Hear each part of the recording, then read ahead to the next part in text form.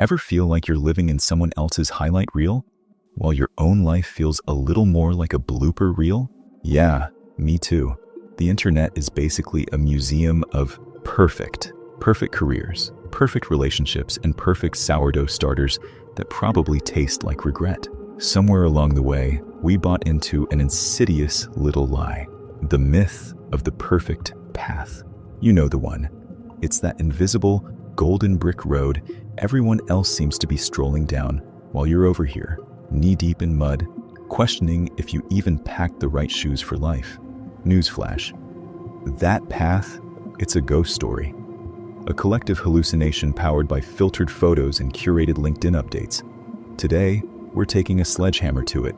Your life isn't meant to be a polished masterpiece on the first try. It's a first draft, a gloriously messy, beautifully imperfect first draft.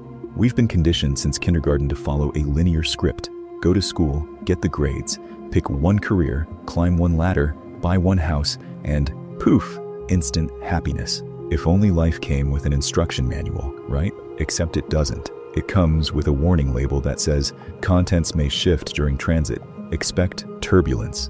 We're still looking for that manual, and every guru with a six-figure smile is selling a piece of it. But the brutal, beautiful truth is that life is less about following a preordained path and more about dynamic drafting. It's about writing, editing, scrapping chapters, and sometimes changing genres mid-story. Your favorite novel didn't appear fully formed on page 1. It went through revisions. Plot points got dropped. If the greatest authors in history need multiple drafts, why do we expect to nail being a human on the first try? Spoiler alert, you won't. And that's not a failure, it's the design. Let's dive into myth number 1, the one true calling delusion. Remember when you were 12 and some adult asked what you wanted to be when you grew up? You probably mumbled astronaut chef because you were 12.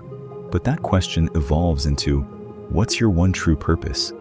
As if there's a cosmic job fair and you better pick the right booth or spend eternity in regret. This idea isn't just stressful, it's paralyzing. Very few people have a lightning bolt moment where their purpose is revealed in a glowing email from the universe. For most of us, a calling is a compass, not a destination. It points us in a direction, evolves with our experiences, and leads to several valid versions of ourselves. If you're still searching for that singular, perfect vocation, take a breath. You're not lost, you're just exploring the library. But what happens when you do pick a path and it feels like you've committed to a lifetime supply of lukewarm coffee? That brings us to the next structural flaw in our thinking. Ready to see why your final decisions are actually just sketches? Let's talk about the commitment conundrum. Myth number 2, the commitment equals completion conundrum. We've been sold this idea that once you make a major life choice, a degree, a spouse, a zip code, you've essentially locked in your character's stats for the rest of the game. We treat commitment like a concrete pour. But here's the reality check. Commitment isn't a prison sentence. It's an investment in a version of yourself that is allowed to grow old. The fear of wasting time is the ultimate buzzkill of the 21st century.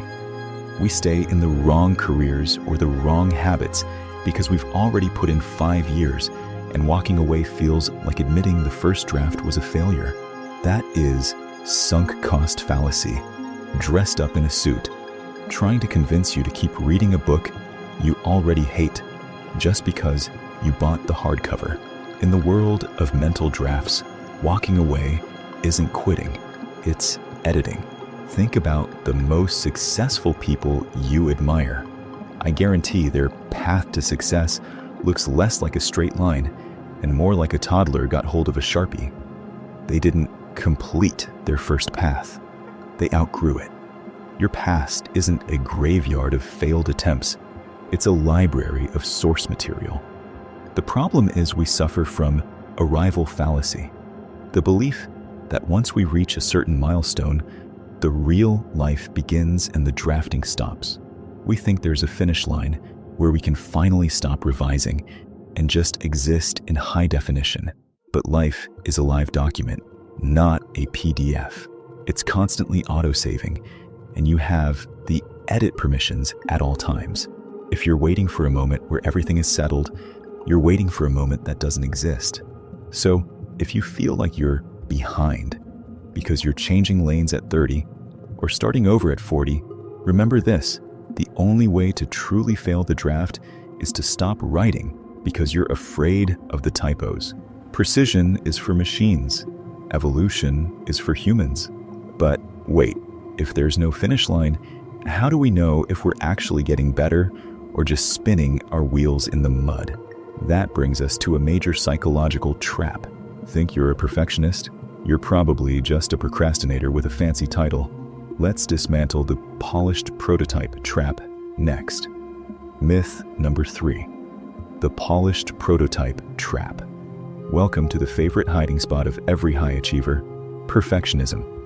We like to call it having high standards, but let's call it what it actually is: a sophisticated form of cowardice. The polished prototype trap is that paralyzing voice telling you that you can't launch the business, post the video, or start the project until every single pixel is perfect. Here's a sarcastic truth bomb. The world doesn't give a damn about your perfect idea that stays in your head. It cares about the okay idea that actually exists. Perfectionism is just procrastination wearing a tuxedo. We use it to protect our egos, because as long as the project is in progress and not quite ready, it can't be criticized. It can't fail, but it also can't breathe. You're holding your life's breath waiting for a moment of flawlessness that is biologically impossible. In the world of software, they have a saying: if you aren't embarrassed by the first version of your product, you shipped too late. The same applies to your personal growth. Your first attempt at a new habit is going to be clunky. Your first business plan is going to have holes big enough to drive a truck through. Your first year of a new lifestyle is basically a series of "what was I thinking" moments. And that is exactly how it should be. We've turned failure into this heavy, cinematic tragedy. But in a mental draft, failure is just data. It's the red ink on the page that tells you where the story gets boring. When you view your life as a series of prototypes instead of final products, the stakes drop to zero. You're allowed to be bad at things. The most dangerous thing you can do is compare your messy, behind-the-scenes draft to someone else's greatest hits compilation. You're judging your rough sketches against their finished gallery, and it's making you want to throw away your pencils. Stop it. Every masterpiece started as a charcoal smudge that looked like a disaster. The only difference between a creator and a dreamer is that the creator was willing to be seen in their messy middle. But even if you accept the mess, there's one giant, looming shadow that stops most people from ever hitting publish on their lives. Afraid of what the neighbors will think? Or worse, your high school classmates on Facebook? Let's talk about the audience allergy and why nobody is actually looking at you. The final revision. Embracing the edit. We've spent our lives terrified of making a mistake, as if life is a high-stakes exam where the ink is permanent and there are no retakes. But the first draft philosophy proves that the ink is never dry. You are the architect, the author, and the lead character all at once, which means you have the power to scrap the script whenever it stops making sense. The brutal truth we started with, that your life is a finite 4,000 weeks, isn't meant to make you panic. It's meant to make you brave. If time is limited, why on earth are you spending it trying to live a safe version of someone else's life? Real personal development isn't about reaching a state of perfection where you never struggle again. It's about becoming a world-class editor. It's about looking at your current situation, acknowledging the typos, the bad habits, the toxic circles, the unfulfilling work, and having the audacity to say, I can write a better version of this. Success is simply the willingness to keep drafting until the story feels like yours. Stop waiting for the perfect path to reveal itself and start walking through the weeds. You'll find that the best views aren't on the paved roads anyway. They're found in the chapters you almost didn't write. The reality is that we're all out here navigating our own messy middle, trying to figure out the next chapter. It's a lot easier to breathe when you realize that nobody has the final copy. Everyone is just working on their next revision. So take the pen, look at the page in front of you, and have the courage to make a mess. Because the only version of your life that truly fails is the one you were too afraid to start drafting. Let's get to work.